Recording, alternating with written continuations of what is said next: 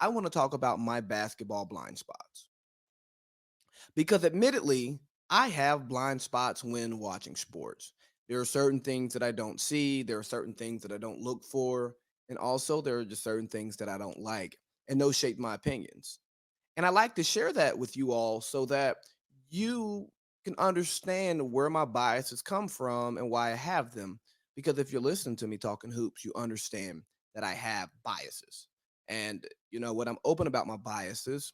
And when I'm wrong, I try to come back and correct the record. Sometimes I do, sometimes I don't. I don't remember everything that I put out here. But if I actually remember something and I think it's important, I'll come out here and talk to you about it. So I have two big blind spots, and one of them is a lack of athleticism. It's a me thing. When I'm watching really good players, I want my really good players to also be athletic. And it's just a brand of basketball that I grew up watching. It's a brand of basketball that I grew up playing. One reason why I'm such a huge LeBron fan because he's a freakish athlete. One of the things we loved about MJ, things we loved about Kobe, they were highly skilled players, but they were also freakish athletes. And maybe I can relate to it because I mean, I'm not a freakish athlete by no means, but in my athletic ventures, my athleticism, my ability to have a quick burst has been what helped me out, length and stuff like that.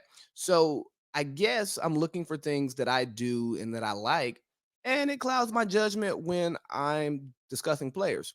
But at the same time, it's not far off because if you are a highly skilled individual and you're athletic, 9 times out of 10, that it's going to beat high skill with no athleticism.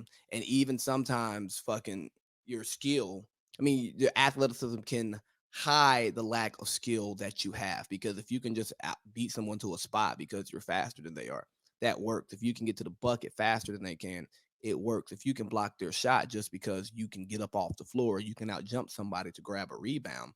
That helps. So that's one of my blind spots. So when I come in here and I'm slow to the Luca thing, I'm slow to the Joker thing. I'm kind of slow to the step thing. It's because I like to see the super freak athletes. And don't get me wrong, Steph is a skilled player with athleticism, but it's just packaged a little bit differently. I love the above the rim game, like growing up wanting to dunk on people, wanting to dunk on the 8 foot goal, stuff like that. That's what I like to see, man. And my second blind spot, and probably the most problematic one, is that I'm a contrarian. So oftentimes a player will be really good, and I'm like, yeah, I like this guy. And then once the media like takes off with the player, I become anti, but it's not that I'm against the player. I don't think the player is really good. It's just like, oh my God, media, this is all you're talking about. And I discussed it last week when I had EB and Boink on, and I talked about why I was just like so anti Steph and Warriors for so long. It's not because I didn't think Steph Curry was great. It's not because I didn't like his game. It's just because it's like, oh my God, media, shut up. There are other great players that we can talk about. I mean, they build these narratives and then they create a gap between players that seems like the Grand Canyon when it's not. It's just a 4 lane highway gap. So, like with Luca, I love Luca's game. I love what Luca's doing right now. He's killing Kawhi and the Clippers. But we were crowning Luca before he did it. I think sometimes you just have to earn your chops. Same with Zion. We're crowning Zion. Zion is probably going to be on third team All NBA. But Zion is at home right now, not playing with the top players in the league. How are you a top 15 player if you can't will your team to the playoffs? The roster is more than capable. Oh yeah, well Stan Van Gundy. Yeah, but again, I love Zion coming out of high school.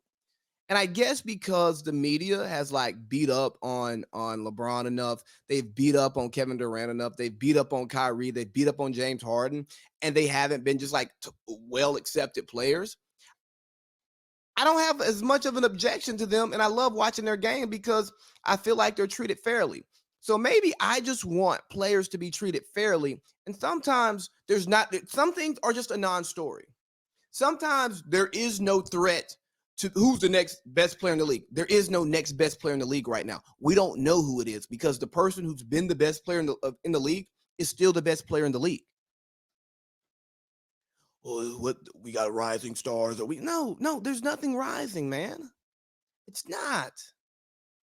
And so I guess not I guess, I know crazy sometimes because it's like you are making up a fake story. And then because the narrative drives me crazy, I then internalize resentment towards the player in my analysis. And then I come on here and I say some things that maybe but I try to come back and correct my words. So I said all of that to say those are my blind spots. We all have blind spots.